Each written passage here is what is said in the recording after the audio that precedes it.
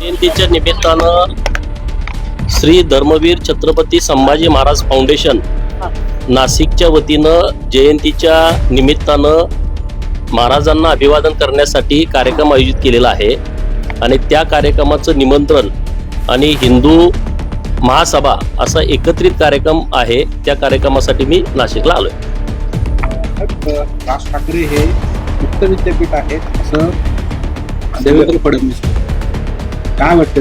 मला साहेब बोलल्यानंतर परत काय त्यावर बोलणार. मला वाटतं फडणवीस साहेबांची प्रतिक्रिया आल्याच्या नंतर ती 100% योग्यच असणार. त्याच्यावर तुम्ही काय बोलणार? या सगळ्या दरम्यान गेल्या काही तास असणार राज ठाकरे उद्धव ठाकरे एकत्र येणार असं चर्चा सुरू असताना नंतरच्या काळामध्ये सुप्रिया सुळे आणि अजित पवार यांनी देखील एकत्र येण्याच्या बाबतची चर्चा सुरू झाली आहे. मात्र राऊतांची याबाबत बघा, आता महत्वाचा विषय काय आहे, भारत पाकिस्तानची जी परिस्थिती आहे देशामध्ये 22 एप्रिल पासून अखंड देशाचं लक्ष एकाच विषयाकडे आहे की पाकिस्तानच्या बाबतीमध्ये काय होणार.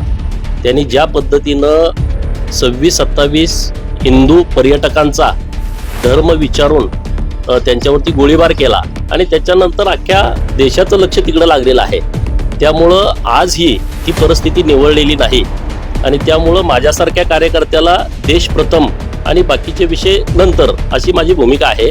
त्यामुळं आता राज्यामध्ये काय चालू आहे, कोण कुठं जाणार, कोण एकत्र येणार, तो विषय आत्ताच्या घडीला फार महत्त्वाचा आहे असं मला वाटत नाही. खरं तर शरद पवार यांच्या भेटीसाठी महाविकास आघाडीचे प्रमुख नेते आज दिवसभरात पाहायला मिळत आहे. हर्षवर्धन सपकाळ असेल काँग्रेसकडनं किंवा जयंत पाटील स्वतः असतील, दोन्ही राष्ट्रवादी एकत्र येण्याच्या ज्या हालचाली सुरू झाल्याचं पाहायला मिळत आहे. काय एकंदरीत ते बघा, आपल्या मीडियाच्या माध्यमातूनच आम्ही हे सगळं बघतोय, ऐकतोय, पेपरमध्ये वाचतोय. आता अधिकृतपणे याच्यावरती शरद पवारच बोलू शकतील किंवा अधिकृत राष्ट्रवादी अजित पवार गटाच्या वतीनं सांगितलं जाईल की नेमकं काय चालू आहे. त्याच्यावरती मी भाष्य करणं, कारण मी त्या पार्टीचा पण नाही, मी त्या महाविकास आघाडीचा पण नाही, मी भारतीय जनता पार्टीचा कार्यकर्ता आहे आणि आमचे वरिष्ठ नेते या विषयामध्ये सविस्तरपणे तुमच्याशी बोलू शकतील.